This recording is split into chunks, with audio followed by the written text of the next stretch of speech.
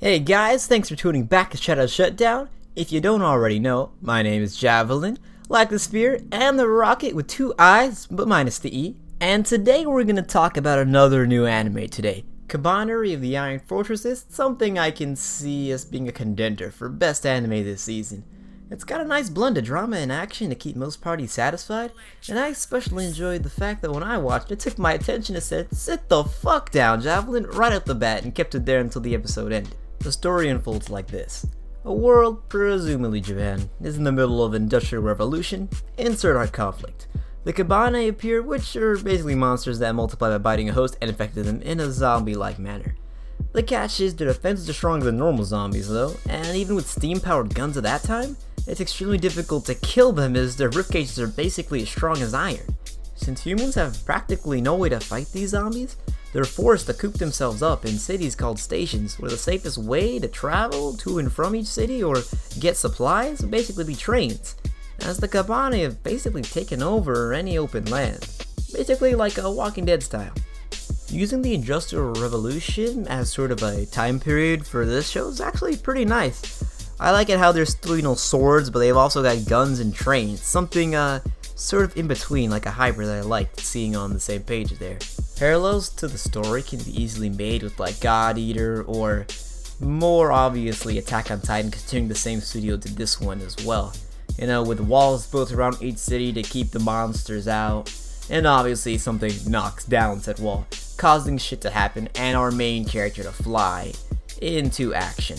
The animation is high quality, it's pretty fucking top notch there. It's a really pretty world, nothing too popping, but it just looks really smooth and nice. That's something I can look at on the screen for a while. It gives off like a Spirited Away or like a Boy and the Beast vibe, in the sense that I was immersed almost immediately from laying my eyes on it. It completely cuts off the outside world for you, which is pretty cool. And of course, the animations are super fluid, so I've got no complaints about that. And each character, for the most part, has an original design, especially the main character. They did some really nice stuff with his design, I like that a lot. The music in this one was pretty alright. What I applauded for is the fact that it blends in so well with the atmosphere that sometimes I just forget it's there, which, isn't a bad thing at all. It's just really surreal. So it goes ahead and fits with every scene super nicely, and it's not like there are any insert songs there. I believe we only saw like the ending, or if that was the opening in the first episode, and that song was alright. Nothing to write a home about. Now what I like about the main character here, I believe his name's Ikoma, he has a really great design. I love his kind of like monocle, half glasses combo there, and he's an intellectual who can technically fight, although I'm pretty sure he lacks brute strength, but he does go ahead and make up for it with inventing things in different strategies that looks like nobody else has tried out in this world here.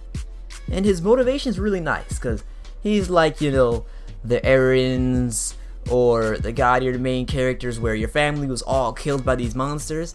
He doesn't hate them all, he doesn't want to destroy them with no consequences, like he's one-tracked mind. No, he's actually a very smart person. He says the reason why the world's messed up is because people are too afraid to fight back. So his main goal is to kind of take the fear away from people and have them stand together instead of, I just want to kill all the titans, or all the vampires, or all the Araragi, or whatever the heck it is. Origami, excuse me. Okay, I'm about to ask something a little spoilerish here, so if you haven't seen the show, pause this video right now, go watch it real quick, and come back and help me out with this. Starting in 3, 2, 1. Okay, now I got a quick question for you guys here.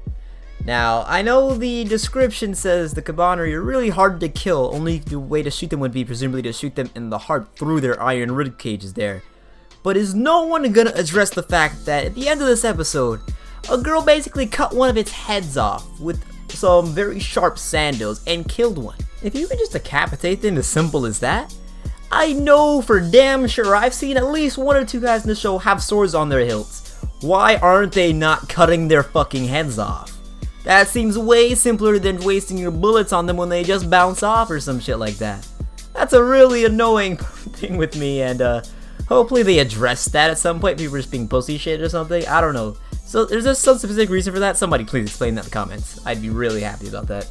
Overall, it's a pretty cool show, and I recommend a lot of people to try it out, as it may be a hit or miss for someone if you didn't like Attack on Titan, but it's definitely at least worth a shot because I can see a lot of people getting behind this anime. But hey, thanks for watching this video, guys. Don't forget to shatter that like button. Again, help me out in the comment section below. If you'd like to, please go ahead and hit that subscribe button. And I'll go ahead and catch you guys later.